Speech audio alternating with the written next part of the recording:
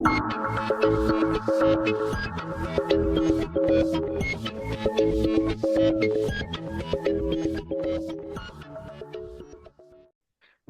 मैं हूं दिग्विजय और आप देख रहे हैं तर्क ज्ञान। तर्क ज्ञान का प्रयास है कि डिबेट की गतिविधियां आप सभी लोगों तक पहुंचाई जाएं। इस खास तौर पर दिल्ली विश्वविद्यालय में होने वाली वाद विवाद प्रतियोगिता की कोई भी जानकारी, चाहे वो छोटी हो बड़ी हो, और सबसे महत्वपूर्ण बात यह है कि ज्यादा से ज्यादा लोगों तक छोटी बड़ी गतिविधियां वाद विवाद की पहुंचे, इसका प्रयास हमारा है। और अब एक नई पहल ये होगी कि जो समितियां बड़ी प्रतियोगिताओं का आयोजन कराती हैं, उनकी तैयारी को लेकर वो कितनी मेहनत कर रही हैं समितियां, और इसके अलावा अगर कोई नई बात वाद विवाद के क्षेत्र में होने जा रही है या फिर किसी नई प्रतियोगिता का आरंभ होने जा रहा है, तो मेरा प्रयास रहेगा कि हम उस वाद विवाद समिति के सदस्यों से जानने का प्रयास करें कि नई पहल करने में क्या समस्याएं आती हैं, क्या चुनौतियां आती हैं, और उन सभी से वो किस तरीके से निपट रहे हैं या उनका समाधान उन्होंने कैसे किया है। तो इसी कड़ी में आज हम शुरू कर रहे हैं। तो आज हम दयाल सिंह कॉलेज की जो वाद विवाद समिति है, कॉग्निशियो, उसके जो पदाधिकारी हैं मेरे साथ हैं, और उनसे हम जानना चाहेंगे एक महत्वपूर्ण पहल, या हम कह सकते हैं कि एक अपने आप में विशिष्ट पहल है जो कि वो शुरू कर रहे हैं। ऐसा नहीं है कि वो केवल एक नई विधा का प्रारंभ अपने तमाम आयोजनों में उसको जोड़ रहे हैं, बल्कि सबसे खास और विशिष्ट बात इस प्रतियोगिता का नामकरण है। तो मैं उसका नामकरण नहीं बताऊंगा, लेकिन मैं चाहूंगा कि समिति के जो सदस्य मेरे साथ हैं वो ही उस प्रतियोगिता का नामकरण ये क्यों किया गया और उसके पीछे जो विचार आया वो कैसे आया, ये हम जानने का प्रयास करेंगे। और जब मैं नाम की बात कर रहा हूं तो निश्चित तौर पर वो भारतीय संस्कृति और सभ्यता से जुड़ी हुई एक महान विभूति के नाम पर रखा गया है। तो सबसे पहले मैं स्वागत करूंगा दयाल सिंह कॉलेज की वाद विवाद समिति के तमाम जो हमारे पदाधिकारी जुड़े हुए हैं, चाहे ऋषि हैं और बीना है और अभिनव सिंह। आप सभी का तर्क ज्ञान पर स्वागत है। बहुत बहुत धन्यवाद भैया। तो ऋषि, सबसे पहले, चूंकि ऋषि अभी कॉग्निशियो के अध्यक्ष हैं, तो आपसे ही जानना चाहेंगे कि आप कौन सी पहल करने जा रहे हैं और जो नाम रखा है उस नाम के पीछे का जो विचार वो कैसे आया, क्योंकि नाम तो हम कुछ भी रख सकते थे, लेकिन वही विशिष्ट नाम ही क्यों सोचा गया। आ, सबसे पहले तो भैया बहुत बहुत धन्यवाद कि आपने हमें मौका दिया। और जहां तक इस पीढ़ी की बात है, तो अभी तक हम दो पीढ़ी करवाते थे। एक था सरदार दयाल सिंह मजीठिया, जो कि ओपन पीढ़ी होती थी। और उसके बाद हम शास्त्रार्थ करवाते थे, जो कि फ्रेशर्स होता था। उसके साथ हम एक बाइलिंगुअल सीडी भी करवा देते थे, जो कि हो जाती थी। तो सबसे पहले तो हमने ये सोचा कि हमें सीडी पीढ़ी करवानी है। अच्छा, सीडी पीढ़ी करवाने का सबसे पहला जो मोटिव था, वो मोटिव ये था कि होता क्या है कि जो पीडी के डिबेटर्स होते हैं, वो सीडी करना नहीं चाहते हैं। उनको सीडी अच्छी नहीं लगती है। लेकिन वो पीडी में इतने घुल मिल चुके हैं कि उनको पीडी करना बहुत अच्छा लगता है। तो हमने सोचा कि जो ये बंद समय है, जो बंद सर्किट है, इस टाइम पे अगर हम कोई सीडी प्लस पीडी कर देंगे, तो वो सारे डिबेटर जो पीडी करते हैं वो सीडी में आएंगे ही। और जो एक्स्ट्रा सीडी करने वाले डिबेटर हैं, वो भी आ जाएंगे। तो ये हमारा मोटो था। और जहां तक भैया नाम की बात है, तो ये हमारे लिए खुद में एक उपलब्धि है। हम कहेंगे कि ये उपलब्धि ही है। क्योंकि भैया होता क्या है, हमारा सर्किट भी वैसा ही है कि हम लोग नारियों के बारे में बात करते हैं, करनी भी चाहिए। हम लोग समाज के बारे में बात करते हैं, करना चाहिए। हम लोग सबके बारे में बात कर देते हैं। लेकिन कहीं ना कहीं हम देखते हैं कि जो हमारा संस्कृति है, वो बहुत पीछे छूट जा रहा है। जो हमारा राष्ट्र है, जो हमारे माइथोलॉजीज है, वो बहुत पीछे छूट जा रहे हैं। ना हम में से कोई उसकी बात करना चाहता है, और ना वो बात आगे बढ़ती है। हम सब पढ़ लेते हैं, लेकिन हम वो छोड़ देते हैं। तो उसी कड़ी में भैया, जब हमने खोजना शुरू किया, तो हमने ढेर सारे नामों को देखा, भारतीय उपनिषदों में से छाटा कि हम किसका नाम रख सकते हैं। तो हमने देखा कि ढेर सारे जो संत हैं, ऋषि हैं, मुनि हैं, उन सबको खोजा। लेकिन दिक्कतें ये आई कि अष्टावक्र की पीढ़ी डीसीएसी में होती है।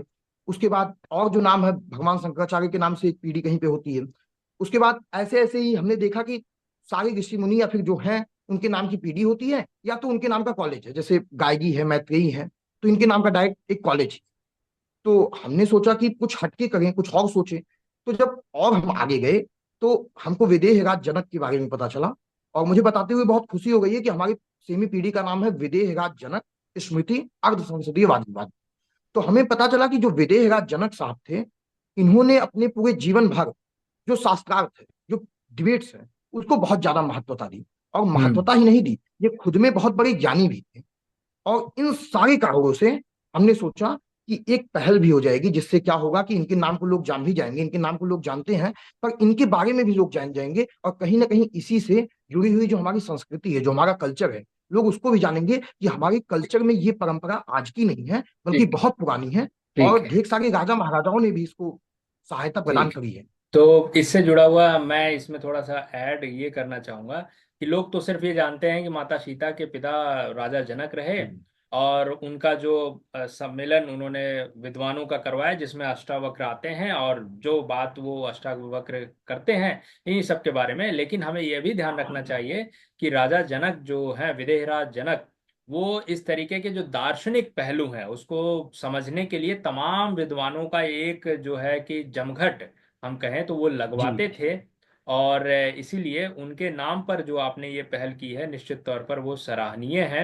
और इसके बारे में अब मैं बीना से जानना चाहूंगा कि ये जो पहल की ऋषि ने, या ये केवल आपके एक समिति के में व्हाट्सएप ग्रुप में चैटिंग के दौरान ऐसा कोई नाम सामने आया, या फिर ये कैसे आया, नाम कैसे आया बीना? मेरा नाम का जो चुनाव था वो काफी सोच विचार के बाद हुआ है। और ये हमने जो हमारी जो डिबेटिंग हिंदी डिबेटिंग ग्रुप थी उसमें हमने सबको एक मौका दिया था। हमने एक गूगल फॉर्म बनाया था, मतलब गूगल फॉर्म ने एक शीट बनाया था जिसमें सबको मौका दिया गया था कि आप अपने सुझाव दे, अपने नाम दे, जो भी आपको पसंद हो। फिर बहुत हम्म। ज्यादा सोच विचार के बाद, लगभग एक 10 दिन लगा हमें सोच विचार करने के बाद, अभिनव भैया ही थे शायद जिन्होंने इस नाम का सुझाव दिया था। तो हम्म। उसमें फिर हमने पोलिंग करवाई और सबको ये नाम इतना पसंद आया कि एट द एंड यही फाइनलाइज हो गया। और जैसा कि अच्छा। ऋषि भैया ने भी बताया कि ये हमारी संस्कृति से भी बहुत जुड़ाव रखता है, और काफी बड़े विद्वान थे वो, और इसलिए हमने ये नाम को चुन लिया और फाइनल कर ठीक है। दिया। ठीक है, तो अभिनव से ही जान लेते हैं कि उनके मन में ये विचार या ये नाम कैसे आया। अभिनव। जी। तो जैसा कि बताया ही ऋषि ने कि हम जैसे हमारी जो समिति है, शुरू से ही हमारा इंक्लिनेशन रहा अपनी संस्कृति की तरफ और अपने देश और राष्ट्र से जुड़ी चीजों की तरफ। क्योंकि बहुत जो वेस्टर्न चीजें हैं, जो बाहर की चीजें हैं, वो बहुत ज्यादा हमें अट्रैक्ट नहीं करती, क्योंकि हमारे जो अंदर की संरचना है वो कुछ इस तरह की है कि हम नेचुरली इंक्लाइन हो जाते हैं अपनी चीजों की तरफ।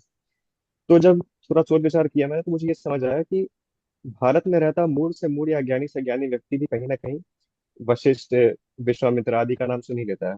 तो किसी महर्षि के नाम पे या किसी ऋषि आदि के नाम पर कोई तिथि रख देना या किसी इवेंट का नाम रख देना बहुत आसान होता है।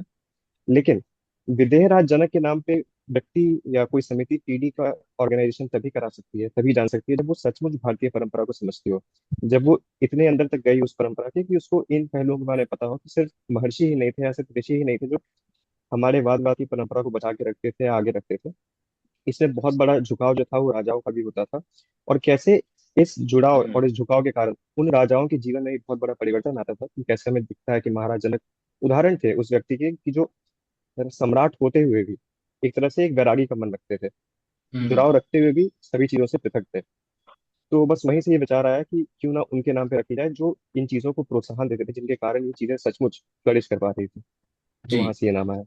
जी, तो मतलब कभी आपने ऐसा कुछ पढ़ा होगा तो ऐसे आ गया, क्योंकि जब आप लोग व्हाट्सएप ग्रुप में लिख रहे होंगे तो बहुत सारे नाम आ रहे होंगे, आर्यभट्ट से लेकर शंकराचार्य, हम्म। नागार्जुन, तमाम तरीके के नाम आ रहे होंगे। तो मतलब आपने कुछ ऐसा विशेष पढ़ा था या कहीं सुना था कि हाँ वो हो तो उसका नाम रखा जाए? जी। तो अगर मैं अपने बारे में बताऊं तो मेरा तो बचपन से ही इंक्लिनेशन रहा है इन चीज़ों की तरफ कि यदि महाभारत और कोई प्रसंग है तो हर कैरेक्टर के पीछे उसकी जो कहानी है, उसका जो पिछला जन्म है, उसके मन हम्म। में ऐसा क्या हुआ, उसकी साइकोलॉजी, हर चीज़ को समझने की आदत हमेशा से रही है। तो वैसे ही करते करते जब आप कथाओं में जाते हैं, कहानी में जाते हैं, तो अक्सर आपको महाराज जनक के बारे में बताया जाता है कि वो सिर्फ सीता जी के पिता नहीं थे, उससे पहले भी उनकी बहुत सारी उपलब्धियां रही हैं इन चीज़ों में, किस तरह से।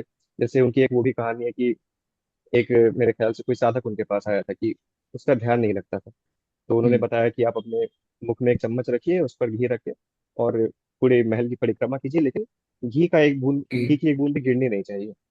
और गिर नहीं पाई, और उससे वहां से उनको कंसंट्रेशन का उद्देश्य मिला एक तरह से। तो हम्म। जो कहानी है महाराज जनक की, वो कई बार जो कथावाचक होते हैं और जो भारतीय परंपरा को लोग समझते हैं, जो संस्कृति को समझते हैं, वो आध्यात्मिकता का उपदेश देने के लिए भी महाराज जनक की कथाओं का बहुत बार उपयोग करते हैं। तो क्योंकि बहुत जगह से इनपुट मिला हुआ था, ये चीजों का सुनते सुनते सुनते सुनते, और फिर मेरे ख्याल से गंगा एक उपनिषद गंगा करके एक गंगा सीरियल उपनिषद। आया था टीवी पर। हाँ हाँ। तो गौतम भैया ने मुझे लिंक भेजी थी कि ये जरूर देख लेना एक बार। तो हाँ मैंने हाँ लगभग लगभग 12 दिन में खत्म कर दिया तो पूरा। तो उसमें हाँ। महाराजा की कहानियों पर बहुत, हाँ, विस्तार से टिप्पणी की गई है। तो ये सारी चीजें जी, क्योंकि दिमाग में पहले से स्टोर सभी थी, को देखना तो चाहिए, जब गंगा मौका मिला तो उपनिषद सभी को देखना हाँ। जी चाहिए। सही कह रहे हैं। तो बस वहीं से ये चीजें जुड़ते जुड़ते, अब जब एक मौका मिला तो वहां पे सारी चीजें जुड़ के एक साथ आ गई बाहर। हाँ, दरअसल मैं यही जानना ही चाह रहा था, क्योंकि मैंने भी गंगा उपनिषद पूरा देखा हुआ है, और उसमें जो राजा जनक वाला जो एपिसोड है वो देखने से बहुत ज्ञान, या आप कह सकते हैं कि दर्शन के प्रति आपकी जो जिज्ञासा है वो बढ़ेगी ही बढ़ेगी। चलिए ऋषि, फिर याज्ञवल्क मैं। और गार्गी का डिबेट था भैया वहां पे। हाँ, मैत्री और गार्गी का भी तो डिबेट है। उसी और ने उसी ने मतलब हम लोगों को भैया बहुत वो किया कि ये सारे फिलोसफर्स वहां पे जा गए हैं, तो मतलब उनका भी तो नाम होना चाहिए, क्योंकि कल्चरली हम स्ट्रांग है पर लोग समझ नहीं पा रहे हैं। तो बस हाँ वही कल्चर लोग समझ पाए, और बस यही था। हाँ, तो ऋषि, मैं ये चाहूंगा कि ये आप बताएं कि अब इसके कुछ प्रतियोगिता के जो नियम हैं उसको जानने से पहले एक सवाल ये रहेगा कि जब, ठीक है, समिति ने ये विचार कर लिया और ऐसा करना है, तो चूंकि हम एक कॉलेज में हैं तो कॉलेज से अनुमति लेना, और उससे पहले अपने जो हमारे संयोजक हैं, और मैं मानता हूं कि आपके संयोजक इस समय दिल्ली यूनिवर्सिटी में जितने डिबेटिंग सर्किट है सबसे बढ़िया संयोजक हैं, और तो उनके पास जब ये विचार गया या आप लोगों ने प्रस्ताव रखा तो उनका प्रथम प्रतिक्रिया क्या थी? भैया देखिए, इसको मैं दो चीजों में बांटना चाहूंगा। कॉलेज एडमिनिस्ट्रेशन दो है हमारे लिए। हम्म। एक तो हमारे संयोजक है, और एक कॉलेज एडमिनिस्ट्रेशन अलग है। हम्म। हमारे संयोजक ऐसे हैं कि यदि हम उनके पास कोई विचार लेके जाते हैं कि सर हमें ऐसा करवाना है, तो वो मन तन धन से हमारा साथ देते हैं। वो कहते हैं नहीं तुम करवाओ, मैं देखूंगा, और वो पूरी हेल्प करते हैं। लेकिन यहीं मैं बात करूं कॉलेज प्रशासन की, तो पता नहीं क्यों पर वो हमसे रुष्ट हो जाते हैं। उनको अच्छा नहीं लगता है कि हम इतने इतने ढेर सारे कमरे दे देते हैं, ऑडी दे देते हैं, तो वो थोड़े से हमारे खिलाफ चले जाते हैं। और इसी कड़ी में जब हम संयोजक के पास गए, तब वो उन्होंने तो हमारा कंप्लीट साथ दिया, मतलब जितना साथ हो सकता है उससे कहीं ज्यादा साथ दिया। और वो हमारे साथ हर जगह परमिशन लेने भी गए, हर जगह उन्होंने खूब मेहनत करी। लेकिन वहीं मैं अगर कॉलेज प्रशासन की बात करूं भैया, तो वहां से हमें ढेर सारी समस्याएं देखने को मिली। सबसे पहली समस्या है कि ऑडी आप नहीं दे सकते। दूसरी समस्या है, भाई ऑडी तुम सुबह से शाम तक क्यों देते हो? लोग तो दो शिफ्ट में ऑडी देते हैं, तुम सुबह से शाम तक तुम्हें क्यों चाहिए ऑडी?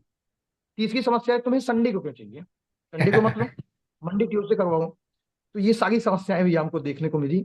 लेकिन आशीर्वाद से, प्रभु के आशीर्वाद से सब हो गया किसी तरह से। हाँ, और मैं मानता हूं कि जो इस समय संयोजक आपके हैं वो भी जी बहुत जी। बड़ी, आप कह सकते हैं कि एक ये अच्छी चीज है कि आपके पास ऐसे इतने बढ़िया संयोजक हैं। खैर, बिल्कुल तो भैया।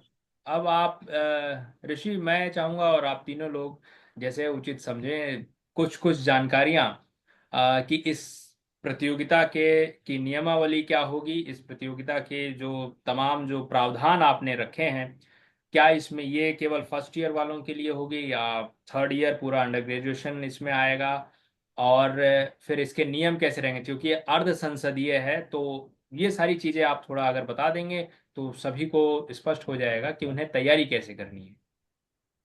जी भैया। अर्ध संसदीय जैसा कि सर्किट में तो पता ही है, पर मैं एक बार बता देता हूँ। बेसिकली 2 दिन का होगा टूर्नामेंट। हम 2 दिन ये टूर्नामेंट करवाएंगे, और ये फुल फ्लेज्ड ऑफलाइन ऑफलाइन होगा, मतलब कि आप सबको कॉलेज में आना होगा। और कॉलेज में आने के बाद जो पहला दिन होगा भैया, उसको हमने निर्धारित किया है सीडी के लिए। तो उस हम्म। दिन हमने सोचा है कि 24 टीमें आएंगी। इसमें +2 माइनस भी हो सकता है, प्लस भी हो सकता है। जी। तो 24 टीमें आएंगी और वो सीडी करेंगी। पहला चक्कर सीडी का होगा। हाँ। और सीडी के बाद हम कोशिश करेंगे कि जल्द से जल्द उनके रिजल्ट को अनाउंस कर दें, और टॉप 8 टीमें जो हैं उनको हम्म। हम आमंत्रित करेंगे अगले दिन के लिए। हम्म। और भैया जो अगला दिन होगा हमारा, वो अगला दिन का शुरुआत होगा क्वार्टर फाइनल्स के साथ। हम्म। और क्वार्टर फाइनल्स जो होगा वो पीडी फॉर्मेट में होगा। जैसा कि हम सब हम्म। जानते हैं कि जैसा भी पीडी फॉर्मेट का जो जो हम्म। नियम होता है वो सारे नियम उसमें लगेंगे। और उसके बाद फिर क्वार्टर के बाद सेमी, और सेमी के बाद फाइनल। ये बेसिक स्ट्रक्चर होगा। और सीडी में वो सारे नियम लगेंगे जो सीडी में लगते हैं, मतलब 3 मिनट स्पीच, 1 मिनट प्रश्नोत्तरी के लिए। और पीडी में वो सारे नियम लगेंगे। सेमीज और फाइनल्स में समय का जो ऊपर नीचे किया जाता है वो समिति अपने हिसाब से निर्णय देगी। हम्म। ठीक है। तो और प्रतियोगिताओं में, इस प्रतियोगिता में आने के लिए जो प्रतिभागी तैयारी कर रहे हैं, तो हम कैसे कैसे, क्योंकि हमने ये देखा है कि सीडी कम पीडी जो होती है उसमें कुछ लोग कहते हैं कि हम सीडी का विषय जो है 24 घंटे या 48 घंटे पहले रिलीज करेंगे, और फिर उसके बाद पीडी का तो सबको पता ही है। तो और कितनी टीमें, मतलब आपने क्या कोई कैप रखा हुआ है कि इतनी ही सीडे टीमें जो है हम सीडी में लेंगे, फिर उसमें से इतनी टीमें जो है आगे पीडी के लिए क्वालिफाई कर जाएंगी? क्या ऐसा कोई सिस्टम है? अभिनव या बीना, आप दोनों में से कोई एक बताएं।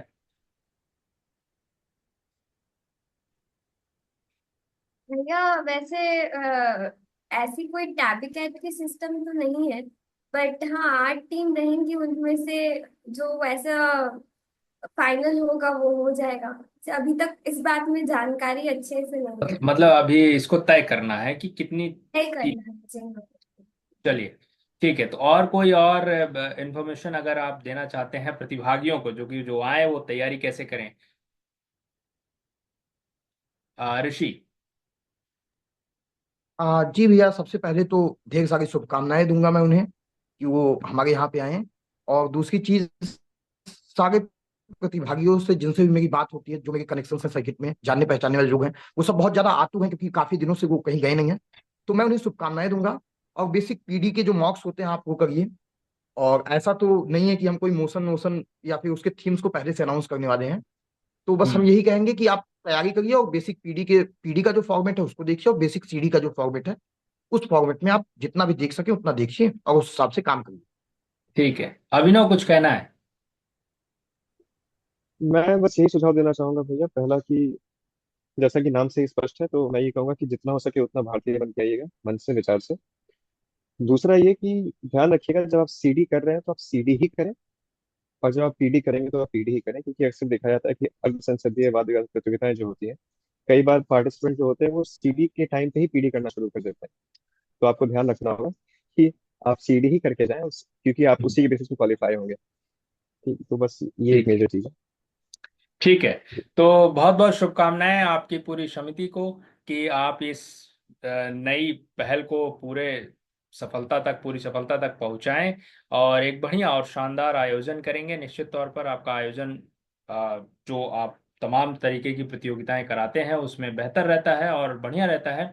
और उसी तरीके की जो प्रतियोगिता आप एक जो नई पहल कर रहे हैं, और निश्चित तौर पर यह इस प्रथम सत्र में होने जा रहा है, क्योंकि प्रथम सत्र में कम बनिस्पत कम होती हैं वाद विवाद प्रतियोगिताएं।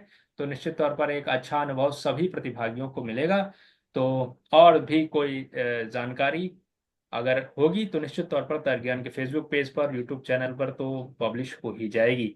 तो बहुत बहुत धन्यवाद आप सभी को जिन्होंने इस वीडियो को जी देखा है, भैया। और निश्चित तौर पर आप सभी लोग इस वीडियो को अन्य लोगों तक भी पहुंचाएं ताकि उन तक ये जानकारी पहुंचे और वो प्रतियोगिता में प्रतिभाग कर सकें।